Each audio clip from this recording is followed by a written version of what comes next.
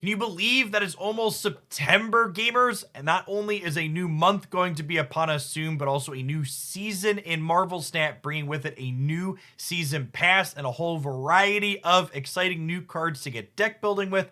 Today's video is going to help you prepare for what's coming up, give you some of my thoughts and where they could fit into the existing metagame, as well as run through new decks that they could be spawning. Let's go ahead and jump right into it, shall we?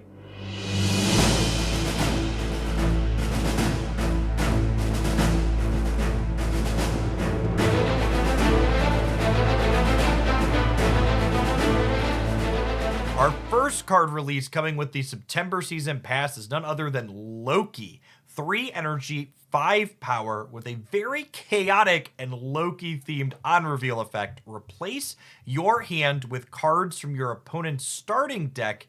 Give them 1 cost. So this effect seems like it's going to be hard to evaluate at the surface level. It's an effect that's going to have a lot of output variance in it, meaning the quality of what you're getting is going to vary a lot matchup to matchup. Loki's a card that seems like it'll be better against good stuff style decks that just have generically good cards in their deck that aren't necessarily depending on synergy with each other, while it's probably going to struggle a little bit against things like, say, destroy or discard, where getting only some bits and pieces of what your opponent has going on is going to be a little bit less than ideal. That being said, it is important to acknowledge that Loki's stat line is above rate for 3 energy cards in the game. Other 3/5 cards such as Polaris and the new Spider-Man, they see a lot of play in part because of the points that they put on the board.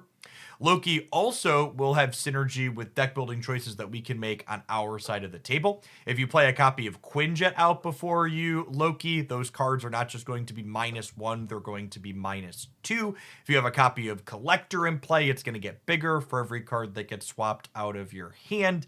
And in formats like Conquest or Battle Mode, the fact that Loki is going to be giving you access to such a wider range of cards is going to make it more difficult for your opponents to play around exactly what you could be doing, because they need to not only be playing around cards they've seen out of your deck that you could be playing, but they also need to be playing around cards out of their deck as well. All in all, Loki feels like a card that could go in either direction. It could be more of a meme card that just does something sweet, but I think with the right mix of cost reducers like Quinjet and other enablers like Collector, this card has potential to be competitive with this base stat line that it provides. Our first weekly card release for September is the Alioth, a 6 energy, 5 power card with the on reveal destroy all enemy cards played here this turn, including currently unrevealed cards. It has that extra bit of text there, so that way if you're the person that has priority going into the last turn, you're still going to be able to blow your opponent's stuff up with the Alioth.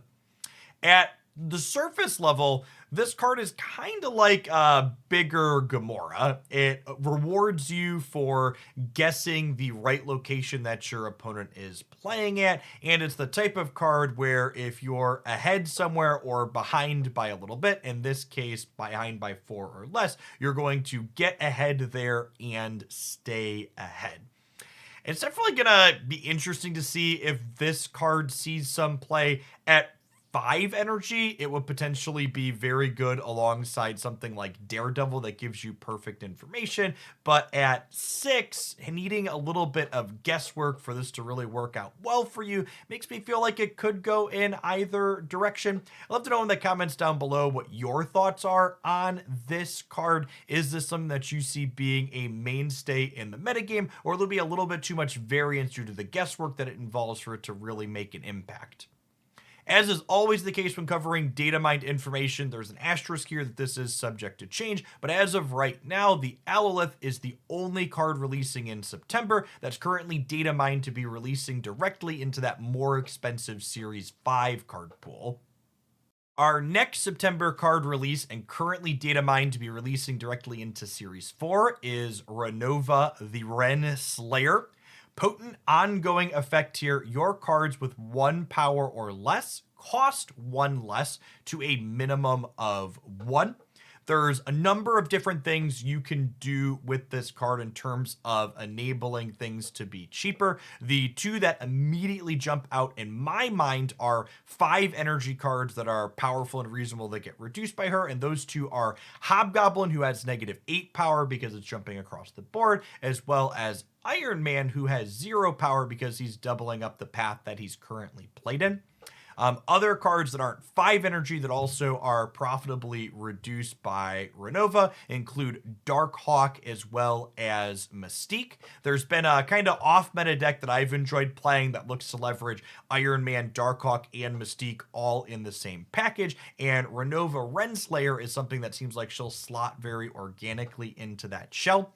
There's also potential to try and use her as kind of like a mini Sarah in other decks, where you play a bunch of 2 and 3 energy cards with low base power. Things like Angela and Forge, for example, both turn into big stat lines over the course of your gameplay, but they start out as less than 1, meaning Renova can make them cheaper to begin with. Our 4th and final card release in September, currently data mined to be coming directly to Series 4, is Mobius M. Mobius. 2 energy, 3 power. Ongoing, your costs can't be increased, your opponent's costs can't be reduced. If I were to pick out a single card from the September releases that I expected to have the biggest impact on Marvel Snap in the long term, Mobius M. Mobius is definitely that card. For the last number of months now, Zabu as well as Sarah disruptive mid-range control decks have been mainstays in Marvel Snap's metagame, and Mobius is a card that provides a reasonable amount of power for the energy you're spending on him that turns off both Zabu and Sarah. Past that, he also works to protect things like a bounce deck from being waived out of playing cards in the final turn of the game.